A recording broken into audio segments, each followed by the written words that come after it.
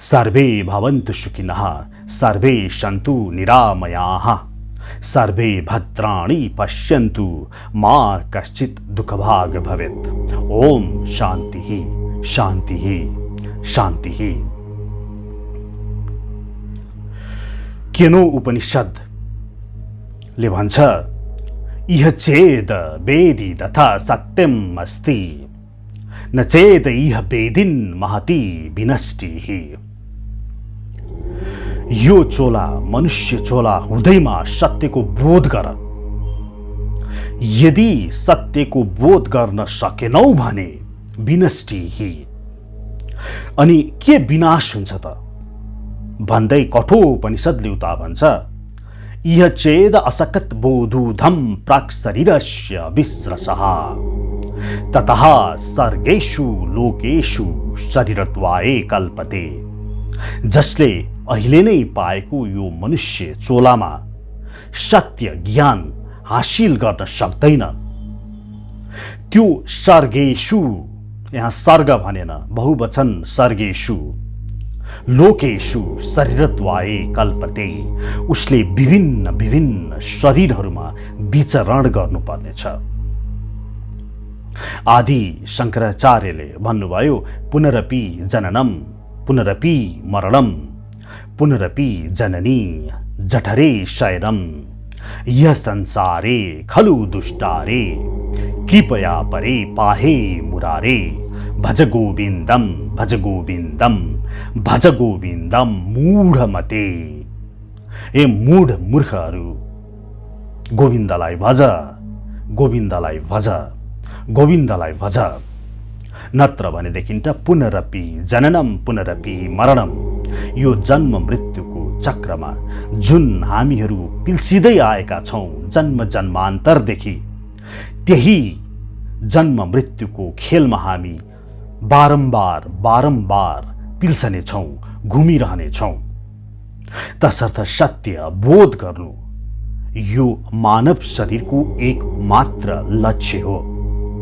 यो मानव शरीरले सत्यको बोध गरेर त्यस अनुरूप आफ्नो जीवन यापन गरेर सत्य प्रति अघि बढ्नु हाम्रो एकमात्र उद्देश्य हो। उद्देश्य के लिनु, उडी छुनु चन्द्र एक। महाकवि लक्ष्मीप्रसाद देवकोटाको यो कथन यहाँ मिल्दछ। यसै परिप्रेक्ष्यमा एउटा सानो उपनिषदको कथा मलाई याद आयो। दुईजना रहेछन्, हुटिट्याउ र हुटिट्याउनी। समुद्रको किनारमा गुड रहेछ। लोग्ने स्वास्नीको कस्तो कुरा हुन्छ यहाँहरूलाई थाहा छँदैछ। हुटिट्याउनीले आफ्नो श्रीमान लोग्ने हुटिट्याउलाई भनेछ, पतिदेव यो समुद्रको पानी बढ्दै आइरहेको छ। हामीले भर्खर फूल पारेका छौं, मेरो अंडा छ, फूल छ। यो कुन दिन यो समुद्रको पानीले हाम्रो गुण पनि भत्काइदिन्छ, यो हाम्रो फूल अंडा पनि यसै बित्थामा जान्छ। केही गर्नु पर्यो लौ न भन्दा त्यो हुटिट्याउ श्रीमान पतिदेवले भनेछ, त्यो मुला समुद्र यसो पो भन्दो रहेछ, त्यो समुद्रले हामीलाई दुःख दिन सक्छ र त्यस्ता नाथे समुद्र भन्दो रहेछ। अनि के भएछ भने त्यही बेला समुद्र भगवान वरुण देव त्यतै हुनुहुँदो रहेछ। उहाँले सुनिहाल्नु भएछ यो कुरो। अनि वरुण देवलाई अलि रिस उठेछ, यो नाथे हुटिट्याउले मलाई मुला भन्ने पर्ख तँलाई भन्ने सोचेर उहाँले चाहिँ नि खुसुक्क आएर त्यो हुटिट्याउ र हुटिट्याउनीको फूल चोरेर लानुभएछ, कतै लानुभएछ। यो उपनिषदको कथा हो। त्यसपछि भोलिपल्ट बिहान भयो, हुटिट्याउनीले यसो हेरे कि आफ्नो फूल नै छैन, अन्डै छैन, हराएछ। उनी त उठाएर ए पतिदेव उठ्नु पर्यो, उठ उठ, के भयो भन्दा खै हाम्रो अन्डै छैन, हाम्रो अन्डै चोरी भयो, फूल नै लग्यो। मैले भन्दै थिएँ नि, हजुरले वास्तै गर्नु भएन पतिदेव। अनि उसले भनेछ त्यो पक्कै पनि त्यो समुद्रले लग्यो होला, त्यो मुला समुद्र, त्यो नाथे समुद्र भन्न थालेछ। अनि हुटिट्याउनी रुन थालिछिन्। यता यो लोग्ने हुटिट्याउ चाहिँ नि समुद्रको किनारमा गएर तैँले मेरो फुल लानी, तँलाई पख भन्दै त्यो चुच्चाले समुद्रको पानी यसो उठाउँदो रहेछ, यता फाल्दो रहेछ, यसो उठाउन थालेछ, फाल्दैछ। के गरेको त भनेर हुटिट्याउनीले सोधिछे। यो मुला समुद्र, यो नाथे समुद्र, यसलाई म सुकाइदिन्छु। हेर्नुहोस् हुटिट्याउको त्यो क्रिया। उसले चुच्चाले समुद्रको पानी यसो झिक्दो रहेछ, यता फाल्दो रहेछ, गर्याछ। त्यसपछि त्यहाँ अचम्म भयो। थुप्रै हुटिट्याउहरू चाहिँ नि उनीहरूका बिरादरीहरू त्यहाँ आएछन्। अनि यसो हेरेछन् यसले के गर्न लागेको। अनि यसो चुच्चाले प्वाखमा यसो टोकेर, तैँले के गरेको यो भनेछ। देखिनस् तैँले, म यहाँ लागिरहेको छु, यहाँ समुद्र सुकाउन लागेको भनेछ। अनि यसरी पनि समुद्र सुक्छ, त्यत्रो विशाल समुद्र। अनि त्यो चुच्चाले कति पानी आउँछ, यसरी नै सुक्छ भन्दा उल्टो झबारेछ। तिमी आफ्नो काम गर न, म यहाँ आफ्नो काम गरिरहेको छु भन्दो रहेछ। अनि चुच्चाले पानी झिक्दो रहेछ, यता फाल्दो रहेछ, झिक्दो रहेछ, यता फाल्दो रहेछ। अब त्यहाँ अचम्म भयो। सबै हुटिट्याउहरू पनि त्यहाँ अरू पनि जम्मा भएछन् र सबैले के सोचेछन् भने अब यो पन्छी, यसलाई त अन्याय नै भयो, यसको चाहिँ नि फुल समुद्रले लग्यो, अब यो एक्लै परेछ, हामी सबैले यसलाई मद्दत गर्नुपर्छ भनेर सबै भएभरका हुटिट्याउ र हुटिट्याउनीहरू त्यहाँ आएर त्यसै गरी चुच्चाले पानी झिक्न थालेछन्, यता फाल्न थालेछन्, झिक्न थालेछन्, फाल्न थालेछन्। त्यसपछि त्यहाँ आएछ काग, भङ्गेरा, परेवा आदि पनि आएछन्। यो के गर्न लागेको हो भन्दा समुद्र सुकाउन ला। अनि यसरी सुक्छ त भन्दा अब सुक्छ, हामी सबै लागेपछि सुक्छ भनेपछि उनीहरूले पनि ल यो हाम्रो पन्छी समाजमाथि नै आपत पर्यो, यो पन्छी समाजमाथि नै विपद पर्यो, हाम्रो नस्लमाथि नै धावा भयो भनेर त्यहाँ के गिद्ध, के चिल, के कौवा, के भङ्गेरा, के परेवा, के हाँस सबै आएछन् र चुच्चाले पानी झिक्दै यता फाल्दै गर्न थालेछन्। त्यहाँ त भयङ्कर ठुलो हुल भएछ हेर्नुहोस्। त्यसपछि त्यहाँ यो भयङ्कर ठुलो चर्तिकला हुँदै गर्दाखेरि नारद मुनि पनि पुगेछन्, नारायण नारायण भन्दै। उनी त जहाँ पनि पुग्ने। अनि आएर यसो हेरेछन्, तिमीहरूले यो के गरेको भन्दाखेरि सबै चराचुरुङ्गीहरूले हामीहरूले यहाँ समुद्र लुगा सुकाउन लागेको हजुर गुरुदेव भनेछन्। अनि यसरी सुक्छ त भन्दा सुक्छ, बरु हजुरले पनि यसो हामीलाई चाहिँ नि मद्दत गर्नु पर्यो, यो हामी सबैले समुद्र सुकाउन ला भनेछ। हो र? हो हजुर, हामीलाई त बित्यासै पार्यो, हाम्रो फुलै यो हुटिट्याउनीको फुलै चाहिँ नि चोरेर लगिदियो समुद्रले भनेपछि नारद मुनिलाई पनि उहाँ त दयालुको खानी। अनि उहाँ पनि ल पख म पनि तिमीहरूलाई मद्दत गर्छु भनेर उहाँ त जहाँ पनि पुग्ने, उहाँ त वैकुण्ठ गएछन्। अनि वैकुण्ठ गएको त्यहाँ चाहिँ नि विष्णु लक्ष्मीका ढोकाको अगाडि गरुड भगवान, गरुड महाराज बसिरहेका रहेछन्। अनि नारद मुनिले भनेछन्, ए गरुडदेव के गरेको तिमीले यस्तो ताल, उहाँ पन्छी समाज, उहाँ तिम्रो समाजमा त्यत्रो आपत परिसक्यो भनेछन्। उनले चाहिँ म त के गरौँ हजुर, म त ड्राइभर, अब विष्णु लक्ष्मी भगवान कहिले आउने हो, उनीहरूलाई घुमाउन लानुपर्छ मैले, म त अब यसै कुरेर बसेको भनेछन्। होइन तिमी गइहाल, तिम्रो पन्छी समाजमाथि यति ठुलो आपत विपद परिसक्यो, तिमीलाई जानु पर्यो भनेपछि हो र मलाई जानु पर्यो, गइहाल तिमी यो त राजा, पन्छीको राजा, तिमी त जानै पर्यो भनेपछि यसरी गरुडलाई पनि पठाइदिएछन्। अब गरुड त बेतोडसँग अब पन्छीका राजा, उनी त विशाल काय पुगेछन्। यो देख्ने बित्तिकै समुद्रदेव त वरुणदेव त अलिअलि डराउन थालिहाले। अनि यता नारददेव स्वयं विष्णु कहाँ पुगेछन् र भनेछन्, विष्णुमा भगवान उहाँ हुटिट्याउको फुल चोर्दैछ, मैले त गरुडलाई पठाइदिइसकेँ, अब हजुर पनि जानु पर्यो, यो त गजबै भयो, त्यहाँ अत्यासै बित्यासै परेछ हुटिट्याउनीलाई भनेपछि हो र भनेर स्वयं विष्णु भगवान पनि गएछन्। अब विष्णु भगवानै पुगिसकेपछि वरुणदेव त डरले एकदम थुरथुर भएछ। सबै आए उसको विरुद्धमा। अनि गएर वरुणदेवले विष्णु भगवानसँग माफी मागेको छ। हे भगवान, मलाई माफ गरिदिनुहोस् भन्दा त्यो हुटिट्याउनीसँग माफ माग्नु पर्यो, मसँग होइन भनेपछि वरुणदेव गएछन् हुटिट्याउँ र हुटिट्याउनीका, र हुटिट्याउलाई भन्नुभएछ, हो मलाई त तिमीले मूलै बनाइदेऊ बा, म त मूला नै रहेछु। यस्तो किसिमको उपनिषदको कथा छ। यसमा the moral of the story भन्छ नि, द सार उपनिषदको उद्देश्य के लिनु, उडी छुनु चन्द्र एक। एउटा साधारण हुटिट्याउले पनि समुद्रदेव वरुणदेवलाई जित्न सक्ने सफलता त्यहाँ हासिल गर्यो।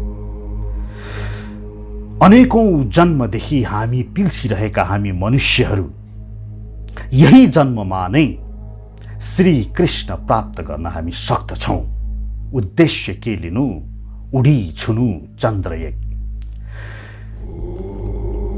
यसको लागि हामी श्रीमद् भगवत गीतामा जे ज्ञान दिइएको छ त्यो ज्ञानलाई अक्षरशः आफ्नो जीवनमा पालना गरौं। र आज हामी श्रीमद् भगवत गीता सुरुवात गर्दैछौं। यो श्रीमद् भगवत गीता वास्तवमा हाम्रा शास्त्रमा दुई ग्रन्थ छन् जसलाई इतिहास भनिन्छ, जसमा रामायण र महाभारत छन्। यो महाभारतमा 1,00,000 श्लोकहरू छन्। यसमा 18 पर्वहरू छन् भने 6औं पर्व जसलाई भीष्म पर्व भनेर भनिन्छ, यो भीष्म पर्वको उद्धृत अंश हो। यो त्यहाँ जे लेखिएको छ त्यही नै। र यसलाई गीता, गीतको अर्थ हुन्छ बोल्नु, गीत गाउनु। र यहाँ संवाद भएको छ स्वयं श्रीहरि र अर्जुनको बीचमा। नर र नारायण, नारायण पक्षीय हुनुहुन्छ श्रीहरि कृष्ण र नर पक्षीय हुनुहुन्छ अर्जुन, र उहाँहरू बीचको वार्तालाप यो नै ज्ञान हो। र यो ज्ञान भगवान श्री कृष्णले धेरै पहिला सूर्यदेवलाई सुनाउनु भएको थियो। गीताको 4औं अध्यायको पहिलो श्लोकमा इमं विवस्वते योगम प्रोक्तवान अहम अव्ययम विवस्वान मनवे प्राह मनु इच्छाक्वै आब्रवीत भनेर गीताको 4औं अध्यायको पहिलो श्लोकमा भगवान श्री कृष्णले अर्जुनलाई मैले यो गीताको ज्ञान धेरै पहिला स्वयं सूर्यदेव विवस्वानलाई बताएको थिएँ भनेर भन्नुहुन्छ। तसर्थ यो युगौं युगको पुरानो ज्ञान हो, जुन ज्ञान हामी अब श्रवण गर्न गइरहेका छौं। यो अध्याय 1 अलिकति प्राविधिक छ। यसमा ज्ञान भन्दा पनि त्यो अवस्था कसरी सृजना हुन गयो भन्ने बारे यसमा विशेष खुलाइएको छ। श्रीमद् भगवत गीता अध्याय 1 को पहिलो श्लोकमा धृतराष्ट्र उवाच, धृतराष्ट्रले भन्नुहुन्छ, धर्म क्षेत्रे कुरुक्षेत्रे समवेता युत्सवः मामकाः पाण्डवाश्चैव किम अकुर्वत सञ्जय। धृतराष्ट्रले भन्नुभयो, हे सञ्जय, युद्ध गर्ने इच्छाले कुरुक्षेत्रको धार्मिक स्थलमा जम्मा भएका मेरा र पाण्डुका छोराले के गरे। यो श्लोकलाई अलिकति अध्ययन गर्दा के देखिन्छ भने धृतराष्ट्र उहाँ अन्धा थिए। यो श्लोक हेर्दाखेरि उहाँको पक्षपाती व्यवहार छर्लङ्ग हुन्छ। उहाँले सोध्दै हुनुहुन्छ, यो कुरुक्षेत्रमा पाण्डव र कौरवहरूको जुन सेना बसेको छ, मेरा कौरवहरूले र पाण्डवहरू यी दुईको अवस्था कस्तो छ। उहाँले भन्नुहुन्छ, मेरा कौरव यहाँ आफ्नै नातेदार छन् पाण्डवहरू पनि, तर धृतराष्ट्र उहाँ आफ्नै पुत्रहरूको पक्ष लिनुहुन्छ र यही यो संसारको खेलो हो। हेर्नुहोस्, यो संसार दुखालय अशाश्वत छ। माम उपेत्य दुखालयम अशाश्वतम नाप्नुवन्ति महात्मनः भनेर भगवान श्रीकृष्णले गीताको 8औं अध्यायको 15औं श्लोकमा भन्नुहुन्छ, जसले मेरो भक्ति गर्छ त्यसले यो अशाश्वत जुन नित्य छैन यो संसार फेरि गरेकन आउनु उसलाई पर्दैन। आ ब्रह्म भुवनलोकाः पुनरावर्तिनो अर्जुन माम उपेत्य कौन्तेय पुनर्जन्म न विद्यते। मलाई प्राप्त गरेपछि यो दुखालय संसारमा पुनः आउनु पर्दैन। यो संसार नै दुखालय छ। हेर्नुहोस्, यहाँ प्रत्येक व्यक्तिले एक अर्कासँग जुन सम्बन्ध राख्दछ त्यो सम्बन्ध अन्योन्याश्रित सिम्बायोटिक रिलेसनसिप भनेर भनिन्छ त्यसलाई। यसमा वास्तवमा भन्नु मात्रै हो, प्रेम भन्ने हुँदैन। यो हाम्रो शास्त्रले स्पष्टसँग भनेको छ। ज्ञानकाण्डको एउटा उपनिषद छ, बृहदारण्यक उपनिषद। त्यहाँ ऋषि याज्ञवल्क्य ऋषि र उनका पत्नी मैत्रेयी बीचको वार्तालाप त्यहाँ रहेको छ। आफ्नी पत्नीलाई सुनाउँदै याज्ञवल्क्य ऋषिले भन्नुहुन्छ, नवारे पत्युः कामाय पतिः प्रियो भवत्य आत्मनस्तु कामाय पतिः प्रियो भवत्य नवारे जायायै कामाय जायः प्रिया भवत्य आत्मनस्तु कामाय जायः प्रिया भवत्य।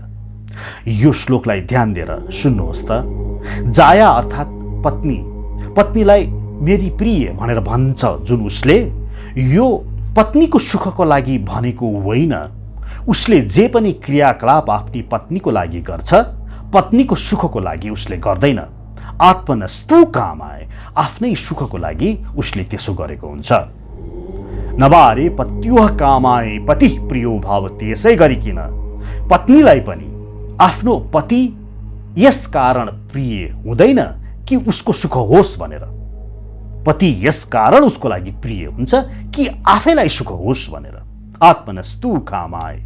यसै गरिकन अगाडि याज्ञवल्क्य ऋषि भन्नुहुन्छ, नवारे वित्तस्य कामाय वित्तम प्रियम भवत्य आत्मनस्तु कामाय वित्तम प्रियम भवत्य। व्यापार पनि त्यही हो। कसैलाई पनि व्यापार आफ्नो सुखको लागि मात्रै प्रिय हुन्छ।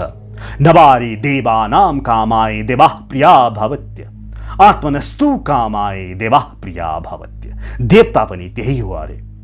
आफ्नो सुखको लागि, केही माग्नको लागि यसो गर्दैलान् कि भनेर देवताहरू प्रिय हुन्छन् रे। नवारे सर्वस्य कामाय सर्वं प्रियं भवत्य आत्मनस्तु कामाय सर्वं प्रियं भवत्य। यो सबै नै यस्तै छ। यो संसार नै दुखालय छ। यहाँ सबैले आफ्नो सुख मात्र हेरेको हुन्छ। वास्तवमा पञ्चदशीमा भन्छ नि, वित्तात् पुत्रः प्रियः रे। आफ्नो व्यापार भन्दा त्यसलाई पुत्र प्रिय हुन्छ रे। पुत्रात् पिण्डः रे। त्यो पुत्र भन्दा उसलाई आफ्नो आफ्नो शरीर नै प्रिय हुन्छ रे।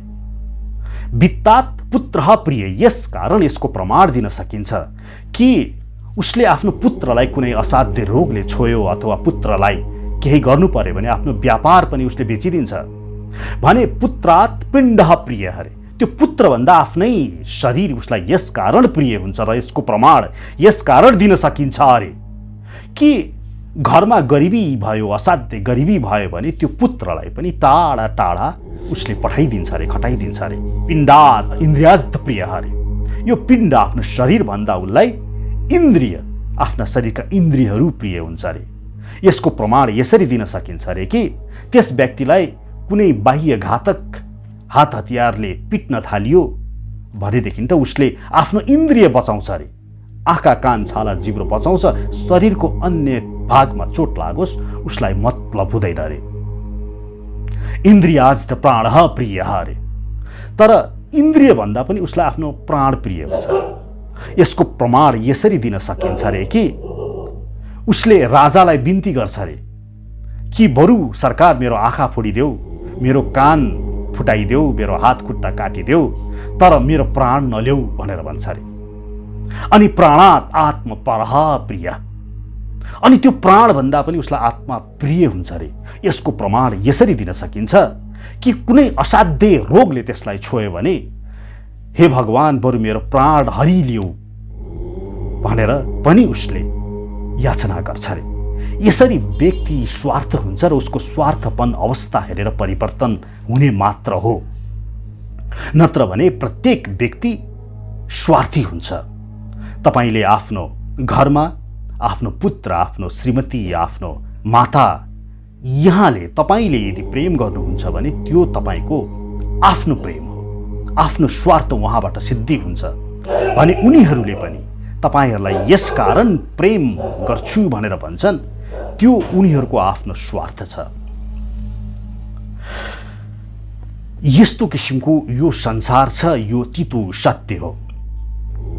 र यहाँ यो पहिलो श्लोकमा यही देखाउँदछ, धृतराष्ट्र आफ्ना पुत्र कौरवहरूको पक्षपाती नै छन्, पक्ष नै लिएर कुरा गर्दैछन् र उहाँले यहाँसम्म भन्न भ्याए कि यो कुरु, उहाँहरू कुरु नै हैनन्, मामकाहा मेरा र पाण्डवाश्चैव र पाण्डवका सैनिकहरूले के गरे त भनेर धृतराष्ट्रहरूले यो प्रश्न सोध्नु नै यो संसार कस्तो छ, के यो धर्मयुद्ध भएको थियो र के कारणमा त्यहाँ युद्ध भइरहेको थियो, यो कुरा यो प्रथम श्लोकले नै बताउँदछ।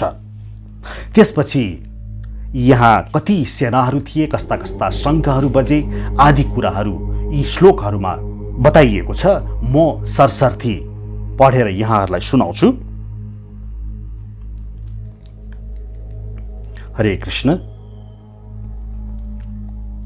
सञ्जय उवाच, त्यसैले सञ्जयले भन्नुहुन्छ, दृष्ट्वा तु पाण्डवनिकं व्यूढं दुर्योधनश्च तथा आचार्यम् उपसंगम्य राजा वचनम् अब्रवीत्। सञ्जयले भने, हे राजन, पाण्डुका छोराहरूले गरेको सैन्य मोर्चा देखेर राजा दुर्योधन आफ्ना गुरुका नजिक गएर यसरी भने।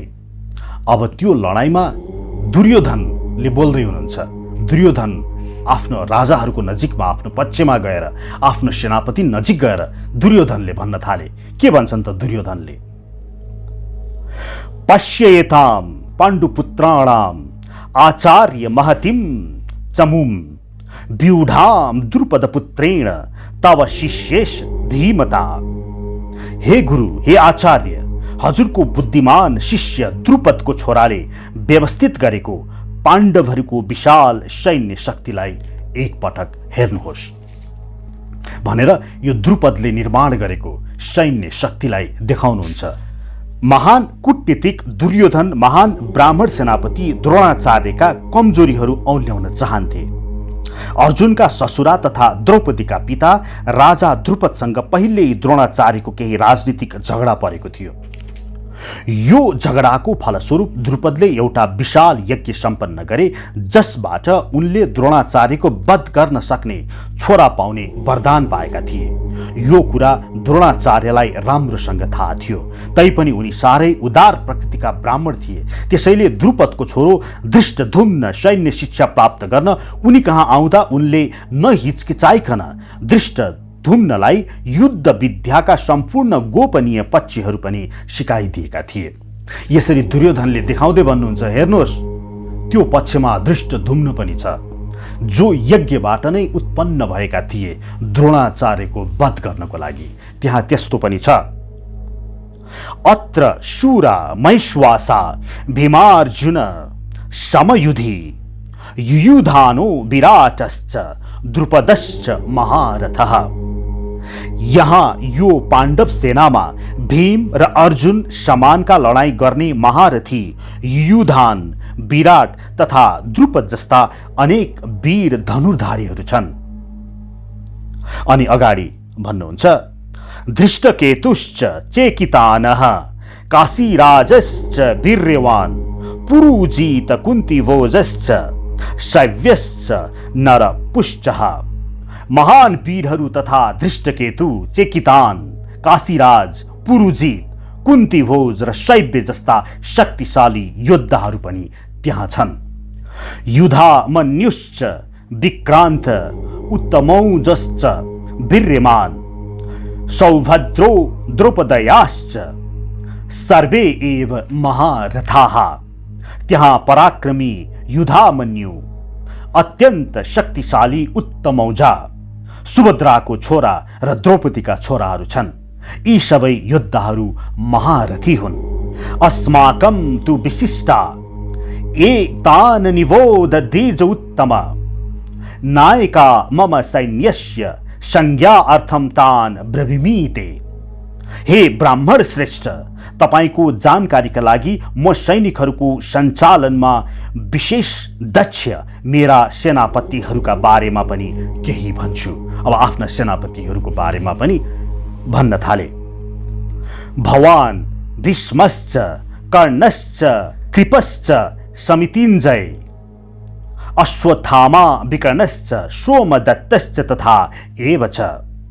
मेरा सैनिकहरूमा सदा सर्वदा विजयी हुने हजुर स्वयं भीष्म, कर्ण, कृपाचार्य, अश्वत्थामा, विकर्ण र सोमदत्तका छोरा भूरिश्रवा आदि हुनुहुन्छ।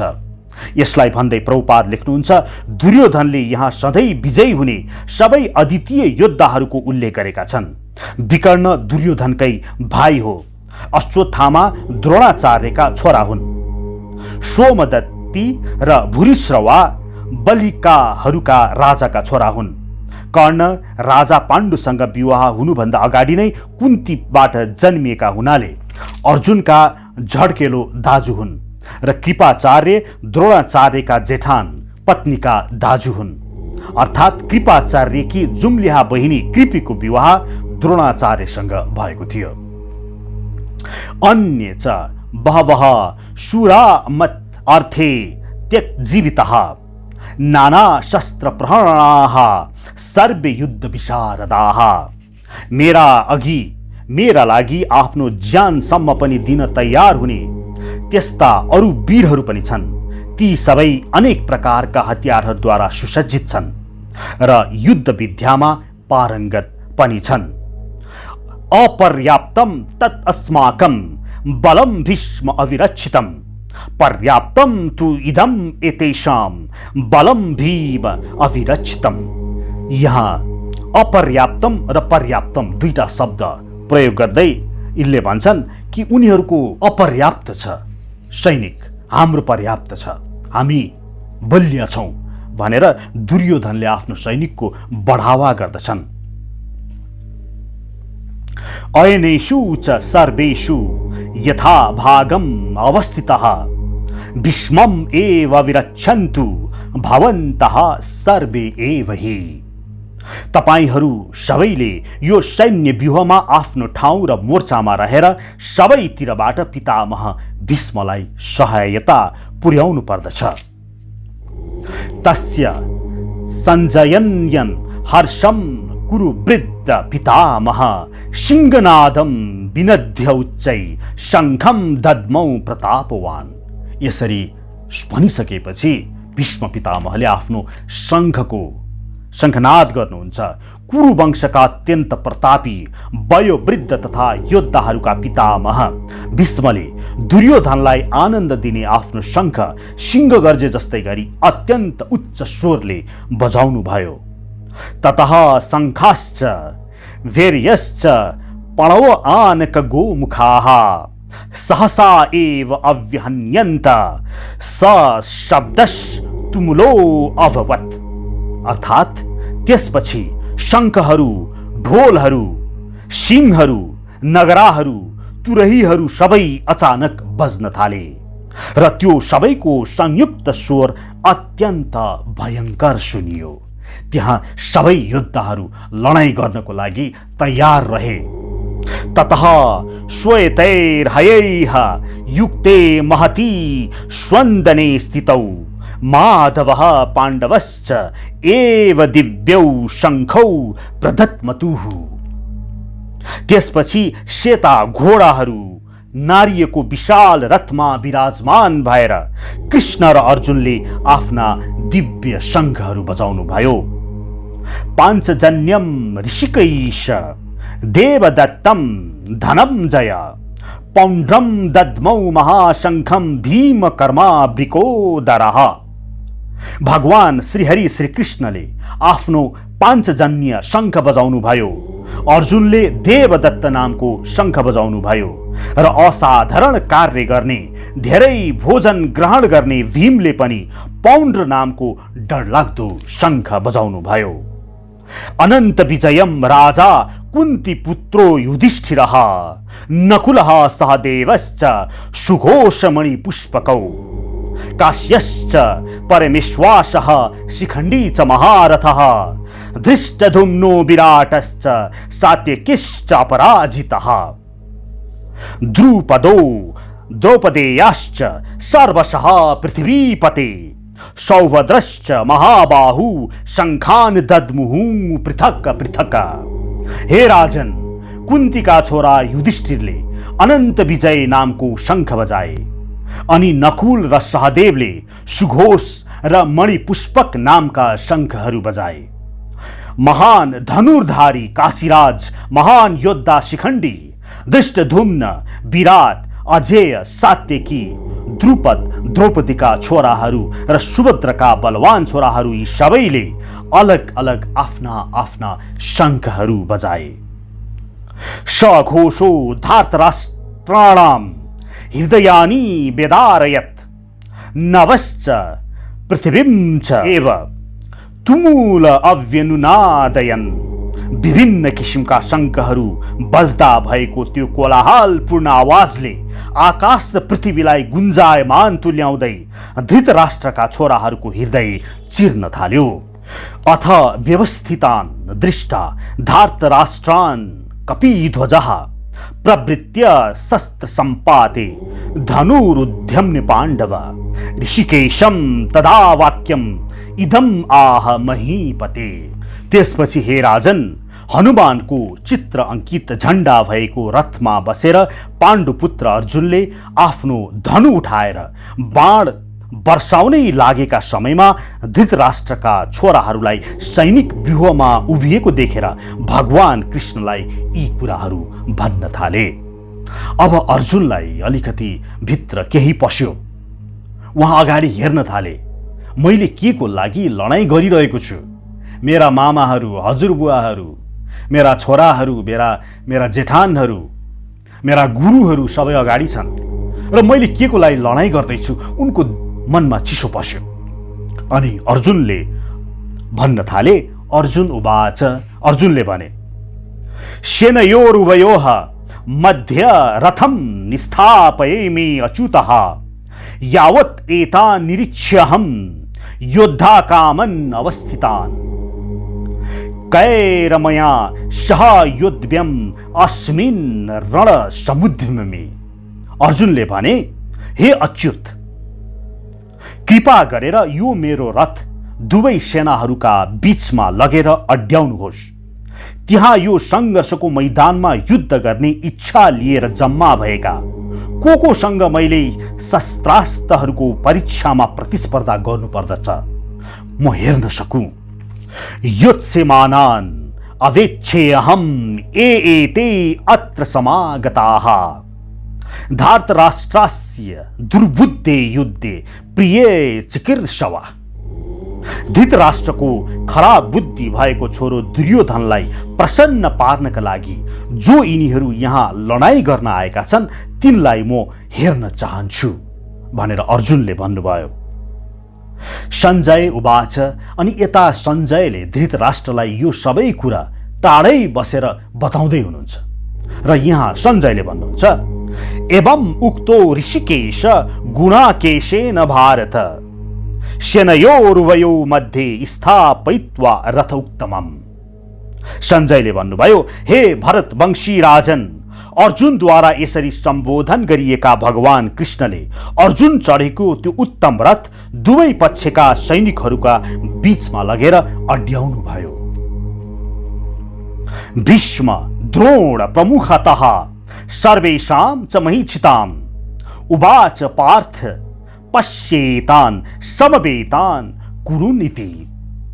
भीष्म, द्रोण र सारा संसार भरिहरूका राजाहरूका अगाडि भगवान कृष्णले भन्नुभयो, हे पार्थ, यसरी यहाँ जम्मा भएका सम्पूर्ण कुरुहरूलाई तिमी हेर। तत्र अपश्यत् स्थितान् पार्थ पितॄन् अथ पितामहान् आचार्यान् मालुतान् भातृत् पुत्रान् पौत्रान् सखीन् तथा श्वशुरान् सुहृदाश्च एव सेनयो उभयोरपि।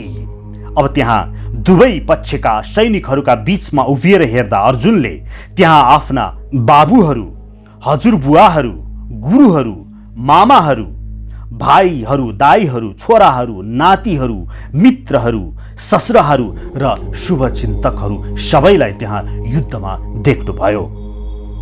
तान् समीक्ष्य स कौन्तेय सर्वान् अन्धुन् अवस्थितान् कृपया परयाविष्टो विषिदन् इदम् अब्रवीत्। विभिन्न वर्गका यी साथी सम्बन्धीहरूलाई युद्धभूमिमा देखेपछि कुन्ती पुत्र अर्जुन करुणाले अभिभूत भएर यसरी भन्न थाले। अब अर्जुनको यहाँ भित्री अवस्था सुरु हुन्छ र यहीबाट नै भगवत गीताको वास्तविक शिक्षा प्रारम्भ हुन्छ। अर्जुन उवाच, अर्जुनले भन्नुभयो, दृष्ट्वा इमं स्वजनं कृष्ण युत्सं समुपस्थितं सीदन्ति मम गात्राणि मुखम च परिशुष्यति। अर्जुनले भने, हे कृष्ण, लडाईँ गर्नका लागि मेरा अगाडि उपस्थित भएका यी आफ्नै साथी सम्बन्धीहरूलाई देखेर मेरो शरीर कामिरहेको छ र मेरो मुख पनि सुखिरहेको छ। बेपतुच्छ शरीरे मे रोमहर् हर्षश्च जायते गाण्डीवं संस्रते हस्तात् त्वक्चैव परिदह्यते। मेरो सम्पूर्ण शरीरमा कम्पन भइरहेको छ, शरीरमा रोमाञ्च भइरहेको छ, रौँहरू ठडिरहेका छन्, मेरो गाण्डीव धनु हातबाट चिप्लिँदैछ, गाण्डीवम संस्रते हस्ता, र मेरो छाला पोलिरहेको छ। न च शक्नोमि अवस्थातुं भ्रमति इव च मे मन निमित्तानि च पश्यामि विपरीतानि केशव। हे केशव, हे कृष्ण, अब यहाँ धेरै समय उभिने सामर्थ्य पनि ममा छैन। मैले आफैलाई बिर्सदैछु, मेरो मन घुमिरहेको छ, म त केवल अमङ्गल अशुभ मात्रै देखिरहेको छु। वास्तवमा अर्जुनको यस्तो किसिमको मनस्थिति कसरी भयो भन्दा उहाँ भक्त हुनुहुन्थ्यो। उहाँ भगवान श्रीहरि श्रीकृष्णका भक्त हुनुहुन्थ्यो र भक्तको मन दयालु हुन्छ र यो दयालुपन अनि मान्छेको फेरि आफ्नो कर्तव्य पनि हुन्छ। अब यो धर्मको युद्धमा हामीलाई पनि हाम्रो मनको दयालुपन, हाम्रो कर्तव्य, यी बीचमा बेला बेलामा धर्म युद्ध हुन जान्छ। हेर्नुहोस्, कुनलाई मान्ने त? कर्तव्य पथमा अगाडि बढौँ कि म के को लागि यो युद्ध गर्ने? फेरि उनी क्षत्रिय थिए। वास्तवमा के हुन्छ भने प्रत्येक व्यक्तिको आफ्नो कर्तव्य हुन्छ, तर यो कर्तव्य हाम्रो संविधानमा, नेपालको संविधानमा लेखेको चाहिँ सबैमा एक रूपता एकै लागू हुँदैन। धर्म कर्तव्य देश, काल र पत्र अनुसार हुन्छ।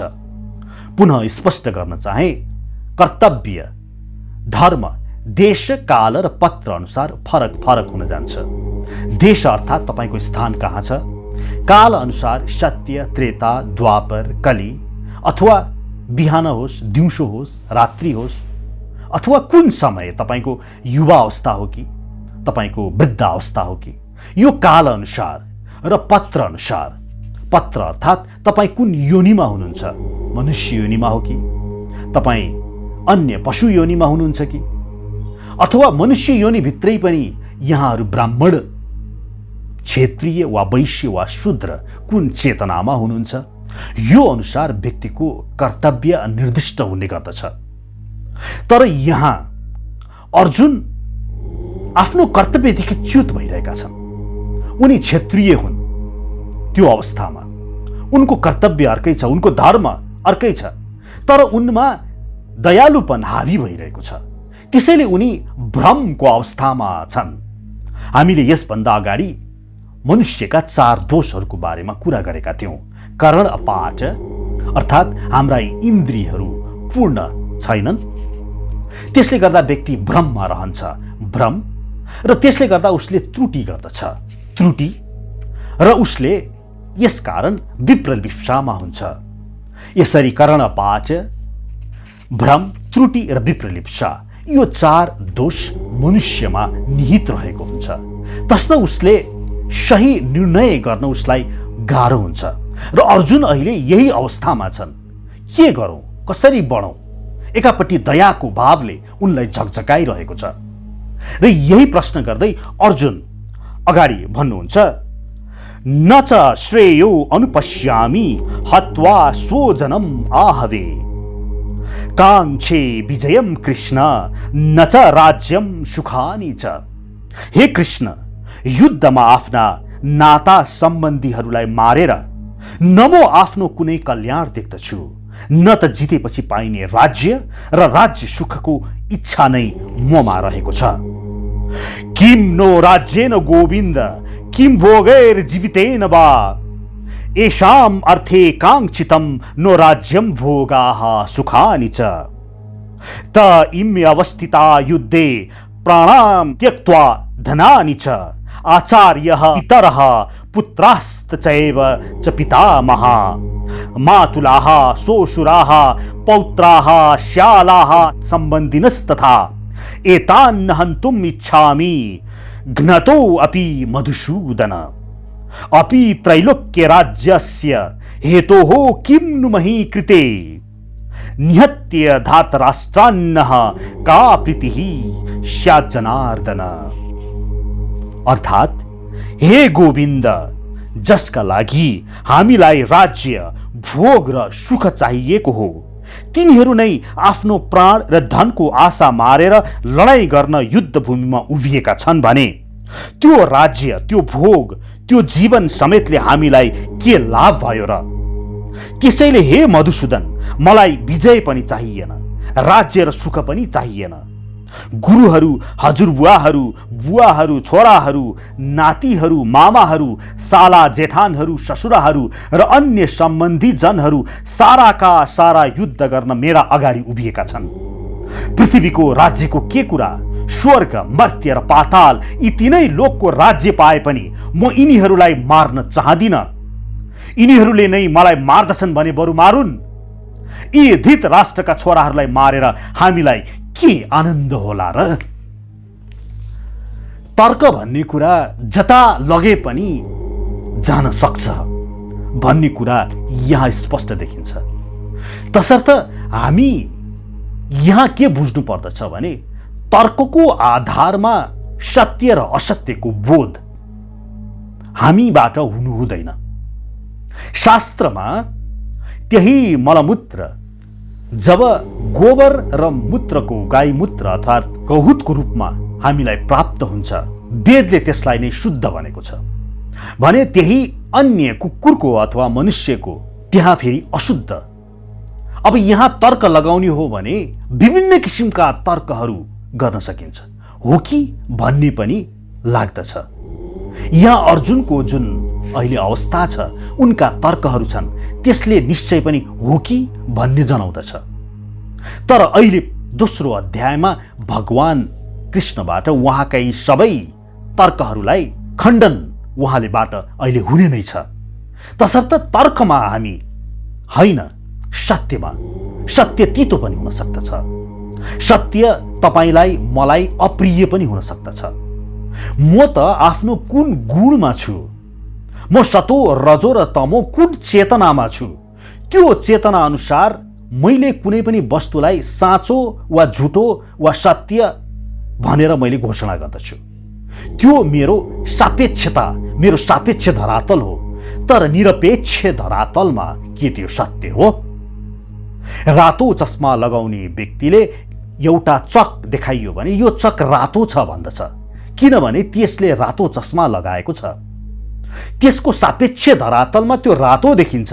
नीलो चस्मा लगाएको व्यक्तिलाई त्यही चक देखाइयो भने त्यसले त्यो चकलाई नीलो छ भन्दछ, किनभने उसको सापेक्षित धरातलमा त्यो नीलो नै देखिन्छ। तर यी दुवै चस्मा लगाएका व्यक्तिहरूलाई त्यो चक सेतो छ है भनेर भगवत गीतामा लेखिएको हुन्छ। अब यी व्यक्तिहरूले विभिन्न तर्कहरू गर्न सक्छन्। आफ्नो चस्मा लगाइबाट के देखेका छन्, मुन्डे मुन्डे म तिर्दिन्न भन्ने जुन शाश्वत सत्य छ, यही सत्य यहाँ लागू हुन्छ। र अर्जुनले त्यतिखेर जुन चस्मा लगाएका थिए त्यो अनुसार उहाँ बोल्दै हुनुहुन्छ। अर्जुनले अगाडि भन्नुहुन्छ, पापम एव आश्रयत अस्मान् हत्वा यतान् आततायिनः तस्मात् नार्हा वयं हन्तुं धार्तराष्ट्रान् शवान्दवान् सो जनम हि कथम हत्वा सुखिनः श्याम माधव। यस्ता आततायीहरूलाई मार्यौं भने हामीलाई पाप लाग्नेछ। त्यसैले धृतराष्ट्रका छोराहरू र अरू हाम्रा मित्रहरूलाई मार्नु हाम्रा लागि उचित छैन। हे लक्ष्मीपति कृष्ण, यी आफन्तहरूलाई मारेर हामीलाई के लाभ होला र के सुख होला र? यहाँ अर्जुन स्वयंले उहाँहरूलाई आततायी भनेर परिभाषा गर्नुभयो। हेर्नुहोस्, हाम्रो वैदिक शास्त्रले 6 प्रकारका व्यक्तिहरूलाई आततायी भनेर भनेको छ। विष खुवाउने, घरमा आगो लगाइदिने, घातक हतियारले आक्रमण गर्ने, धन सम्पत्ति लुट्ने, अर्काको जग्गा हडप्ने र अर्काकी पत्नी अपहरण गर्ने। यी 6लाई आततायी भनेर नामाकरण गरिएको छ, जसलाई राज्यले मृत्युदण्ड पनि दिन सक्दछ। तर अर्जुनले यहाँ आफैले उहाँहरूलाई आततायी भन्नुहुन्छ, तर आततायीलाई के मार्नु त भनेर पनि भन्दै हुनुहुन्छ। तसर्थ उहाँ भ्रमको अवस्थामा हुनुहुन्छ। यदि अपि एते नपश्यन्ति लोभोपहृत चेतसः कुलक्षय कृतं दोषं मित्रद्रोहे च पातकं कथं न ज्ञेयं अस्माभि पापात् अस्मात् निवर्तितुं कुलक्षय कृतं दोषं प्रपश्याद्वीर जनार्दन। हे जनार्दन, यी मानिसहरूको बुद्धि लोभले गर्दा भ्रष्ट भएको छ।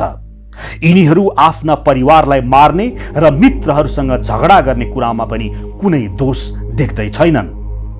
तर कुलको विनाशमा ठूलो अपराध देख्ने हामीहरू किन यी पापपूर्ण कर्ममा लागि पर्ने त? अगाडि अर्जुन भन्नुहुन्छ, कुलक्षय प्रणश्यान्ति कुल धर्माः सनातनाः धर्मे नष्टे कुलं कृत्स्नम् अधर्मो अभिभवति उत।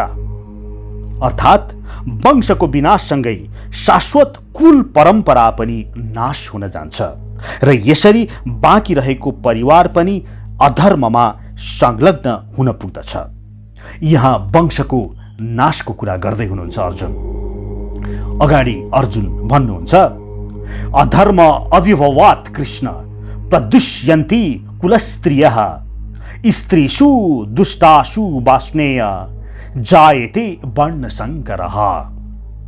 हे कृष्ण, कुलमा अधर्म बढ्न गएपछि कुलका स्त्रीहरू दूषित हुन पुग्दछन् र यसरी स्त्रीहरू आफ्नो सतीत्वबाट पतित भएपछि हे वृष्णिवंशी कृष्ण नचाहिएका सन्तानहरू उत्पन्न हुन्छन्। यो श्लोक अति महत्त्वपूर्ण छ। अर्जुन भ्रमित अवस्थामा हुनुहुन्छ। उहाँ कहिले सत्य बोल्दै हुनुहुन्छ, कहिले असत्य बोल्दै हुनुहुन्छ भने हाम्रा वैदिक आचार्यहरूले यो श्रीमद् भगवत गीताको पहिलो अध्यायको 40औं श्लोक, जसमा भनिएको छ, कुलमा अधर्म बढ्न गएपछि कुलका स्त्रीहरू दूषित हुन पुग्दछन् र यसरी स्त्रीहरू आफ्नो सतीत्वबाट पतित भएपछि हे वृष्णिवंशी कृष्ण नचाहिएका सन्तानहरू उत्पन्न हुन्छन्। यहाँ के बुझ्नु जरुरी छ भने अर्जुन भ्रमको अवस्थामा हुनुहुन्छ।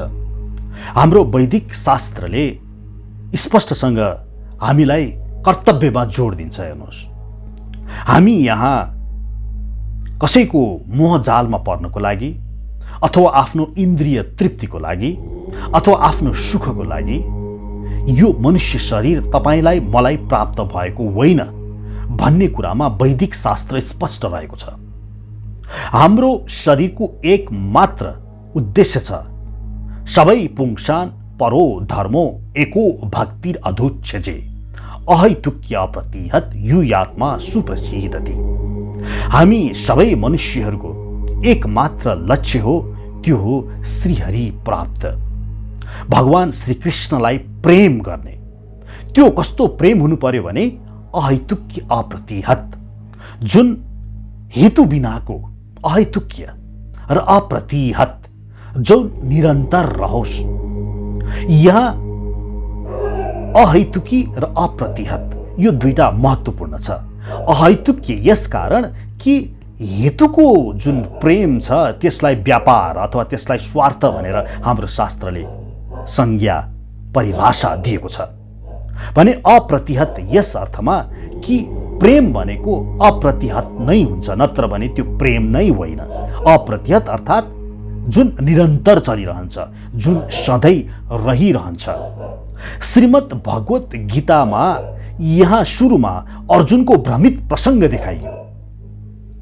उनी आफ्नो धर्ममा विभिन्न किसिमका शङ्का उपशङ्काबाट भ्रमित रहन गए र यसैलाई मूल सुरुवाती अवस्था मान्दै श्रीमद् भगवत गीताको आत्मज्ञान भगवान श्रीकृष्णबाट यहाँ पस्किएको छ। यही भ्रमित अवस्था भनेको हामी सम्पूर्ण मानवहरूको अवस्था त्यही हो। हामी विभिन्न किसिमका तर्क वितर्कहरू गर्छौँ। हामी यो भन्छौँ, त्यो भन्छौँ, मेरो विचारमा भन्छौँ। आदि शङ्कराचार्यका पनि आदरणीय हुनुहुन्थ्यो कुमारिल भट्ट। उहाँ उत्तर मीमांसा दर्शनका भट्ट सम्प्रदायका प्रमुख थिए र कुमारिल भट्टले यहाँसम्म भनिदिनु भयो कि मतयो यत्र गच्छन्ति तत्र गच्छन्ति वानराः, शास्त्राणि यत्र गच्छन्ति तत्र गच्छन्ति ते नराः। यसको अर्थ हुन्छ मतयो यत्र गच्छन्ति, जसले मेरो मत भन्छ अरे नि, मेरो विचारमा यस्तो हुनुपर्छ। मतयो यत्र गच्छन्ति, जो आफ्नो मत तर्फ जान्छ, तत्र गच्छन्ति वानराः, त्यो वानर वृत्ति हो रे, त्यो बाँदरले गर्छ अरे त्यस्तो काम। किनभने त्यसले आफ्नो सतो रजो र तमो गुणको कुन अवस्थामा छ त्यही अनुसार त्यसले आफ्नो विवेक प्रयोग गरेर कुनै पनि कुराको निष्कर्ष दिएको हुन्छ। शास्त्राणि यत्र गच्छन्ति तत्र गच्छन्ति ते नराः। त्यसै कारणले नरा मनुष्य शरीर प्राप्त गरेपछि पहिलो विचार हामीमा के हुनुपर्छ भने तृणादपि सुनिचेन तरोरिव संश्लिन अमानीन मानदेन कीर्तनीयः सदा हरिः। शिष्याष्टकममा भगवान श्री चैतन्य महाप्रभुले भन्नुहुन्छ तृणादपि सुनिचेन, हामी आफूले आफूलाई तृणभन्दा पनि तुच्छ सम्झिनु पर्दछ विवेकको मामलामा। तृण भनेको सुखेको घाँस, त्योभन्दा पनि तुच्छ छु रे मलाई त्यति पनि ज्ञान छैन।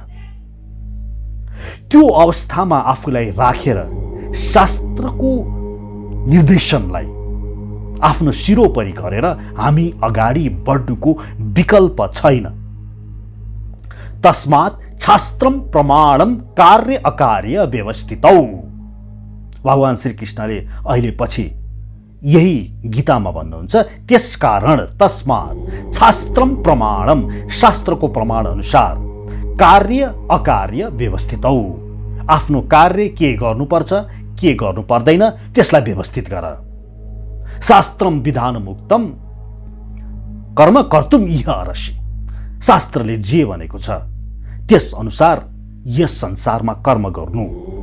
यह शास्त्रम विधिम उत्सृज्य वर्तते कामकारतः न सह सिद्धिम वाप्नोति न सुखम न पराम गतिम। जसले शास्त्रको विधि कुल्चिएर आफ्नो विचार भन्दै अगाडि बढ्दछ त्यसले न यस लोकमा सुख प्राप्त गर्दछ न परलोकमा नै त्यसले सुख प्राप्त गर्दछ। तसर्थ यहाँ देख्नुभयो नि यहाँहरूले अर्जुनको अवस्था, अन्तिम अवस्था, उहाँ भ्रमित हुनुभयो। अब यहाँ अर्जुनको तर्क सुनेर नै बोल्ने धेरै व्यक्तिहरू छन्। यहाँहरूको जानकारीको लागि भगवत गीता माथि नै मुद्दा पर्यो रसियामा। त्यहाँ के तर्क लगाइयो भने जे अर्जुनले तर्क दिइरहेका थिए नि त्यही तर्क लगाइयो त्यहाँ, र भगवत गीताले युद्धलाई प्रेरणा दियो भनेर त्यस्तो किसिमको त्यहाँ लान्छना आरोप लगाउँदै भगवत गीता माथि मुद्दा दायर भयो रसियामा। तर त्यसलाई हाम्रा वैदिक सनातन धर्मीहरूले, कृष्णका भक्तहरूले त्यसलाई उल्टाइदिनु भयो कि दोस्रो अध्याय पढ्ने बित्तिकै यो स्वतः समाप्त हुन्छ। तसर्थ हामी यो आफ्नो विचारमा, मेरो विचारमा यस्तो हुनुपर्छ भन्नेलाई त्यागेर श्रीकृष्णले के भन्नुभएको छ भगवत गीतामा, धर्मशास्त्रले के भनेको छ, त्यसलाई लिएर, त्यसलाई आधार मानेर हामी त्यसमाथि नाचौं, त्यसमाथि विचरण गरौं। हरे कृष्ण।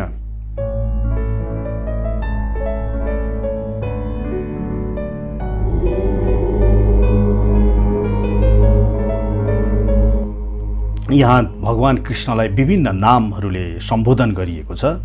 उदाहरणको लागि ऋषिकेश भनेर उहाँलाई सम्बोधन गरिन्छ। ऋषिकेशको विभिन्न अर्थ हुन्छ। एउटा अर्थ हो ऋषिकेश भनेको इन्द्रियका स्वामी। भगवान श्रीकृष्ण समस्त इन्द्रियका स्वामी हुनुहुन्छ, उहाँ भोक्ता हुनुहुन्छ, सबैको भोक्ता हुनुहुन्छ। त्यस्तै गरिकन श्रीकृष्णलाई मधुसूदन भनेर पनि नामाकरण गरियो, जसमा एउटा मधु नाम गरेको दैत्यको उद्धार भगवान श्रीहरि श्रीकृष्णबाट भयो। तसर्थ उहाँलाई मधुसूदन भनेर पनि नाम गरिएको छ। उहाँलाई हे गोविन्द भनेर पनि बेला बेलामा पुकारा हुन्छ, जसमा गोविन्दको अर्थ हुन्छ गाईहरूको रक्षा गर्ने, भक्तहरूका प्रिय। त्यस्तै गरिकन उहाँलाई वासुदेव भनेर पनि त्यहाँ धेरै ठाउँमा भगवत गीतामा उहाँलाई बोलावट भएको छ। यसमा उहाँ वसुदेवका पुत्र भएको हुनाले उहाँलाई वासुदेव भनेर भनिएको हो। त्यस्तै गरिकन देवकी नन्दन भनेर भनिन्छ, किनभने देवकीका पुत्र भएर उनको प्राकट्य भयो। त्यसै गरिकन उहाँलाई यशोदानन्दन भनेर भनिएको छ। यशोदानन्दन भनेको यशोदा माताको वृन्दावनमा उहाँले जुन लीला गर्नुभयो, यशोदाका नन्दन भएर त्यसै गरिकन यशोदानन्दन पनि भनियो। पार्थ सारथी भनेर पनि श्रीकृष्णलाई भनिएको छ, किनभने पार्थ भन्नाले पृथाका पुत्र अर्जुन भए र उनका सारथी भएको हुनाले उनलाई पार्थ सारथी भनेर पनि भनिएको छ। त्यस्तै गरिकन अर्जुनलाई गुडाकेश भनेर पनि भनियो। गुडाको अर्थ हुन्छ निन्द्रा। गुडाकेश भनेको निन्द्रालाई जितेका। भौतिक अर्थमा यो निन्द्रा बुझिन्छ भने आध्यात्मिक अर्थमा अज्ञानलाई जितेको। त्यस्तो अज्ञानलाई जितेको व्यक्तिलाई गुडाकेश भनेर भनिन्छ।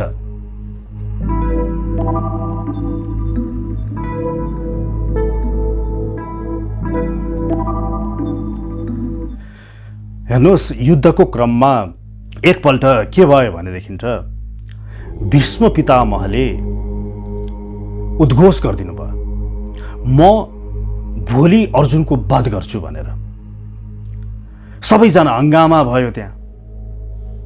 भोलि अर्जुनको वध हुने, त्यो पनि भीष्म पितामह जो एकपल्ट आफ्नो वचन दिएपछि छोड्दै छोड्नुहुन्न उहाँले। त्यस्तो भीष्म पितामहले म अर्जुनको भोलि वध गर्छु भन्ने बित्तिकै त्यहाँ त भयंकर ठुलो कोलाहल भयो। भगवान श्रीकृष्ण स्वयं आत्तिए र श्रीकृष्ण दौडिँदै अर्जुनको खेमामा गए। अर्जुन त खराटे मारेर सुतिरहनु भएको भन्ने व्याख्यात्मक टिप्पणी हाम्रो शास्त्रमा रहेको छ। हेर्नुहोस् त, उनको हृदय काँपेन। त्यहाँ एउटा गुण हुन्छ के, यसलाई सम, दम, श्रद्धा, समाधान, उपरति र तितिच्छु, यो षड्गुण जुन छ नि भक्तहरूमा हुन्छ। हेर्नुहोस्, यसमा उपरति भन्ने एउटा गुण छ। यो भगवान भरोसे बस्ने। यो भक्त भन्ने बित्तिकै कस्तो हुन्छ भने ऊ कोहीसँग पनि डराउँदैन, मृत्युसँग पनि डराउँदैन। तपाईँले देख्नुभयो होला नि परम भक्तहरू, उनीहरू मृत्यु आउँदाखेरि पनि हाँसिरहेको हुन्छ। थर्ड वर्ल्ड वार हुँदैछ है भन्यो भनेदेखि पनि उसलाई खास मतलब पर्दैन, ऊ डराउँदैन। स्वयं सञ्जयले गीताको अन्तिम अध्यायमा 18औं अध्यायको 78औं श्लोकमा भन्नुहुन्छ, यत्र योगेश्वरः कृष्णो यत्र पार्थ धनुर्धरः तत्र श्रीर्विजयो भूतिर्धुवा नीतिर्मती मम। यो भगवत गीताको अन्तिम श्लोक हो। यहाँ सञ्जयले के भन्नुहुन्छ भने जहाँ श्री कृष्ण हुनुहुन्छ त्यहाँ सधैँ विजयी हुन्छ। भूतिर्धुवा नीतिर्मती मम। उनले अन्तिम कन्क्लुजन दिँदै सञ्जयले भन्नुहुन्छ यो मेरो नीति रह्यो, अब मैले यही बुझेँ। तसर्थ यहाँ 5जना भगवान श्रीकृष्णका भक्त थिए। भक्त भगवान भरोसे हुन्छ। उपरति भन्ने जुन एउटा खुबी छ, सम दम श्रद्धा समाधान उपरति र तितिच्छु, यो षड सम्पत्ति भक्तहरूमा हुने गर्दछ। र उपरतिको पराकाष्ठ थिए अर्जुन। भीष्म पितामहले म मार्छु, अर्जुनको वध गर्छु भन्दा पनि खराटे लिएर सुतिरहने व्यक्ति के त्यो जाबो शङ्ख बद्धैमा डढौलान् र? हरे कृष्ण।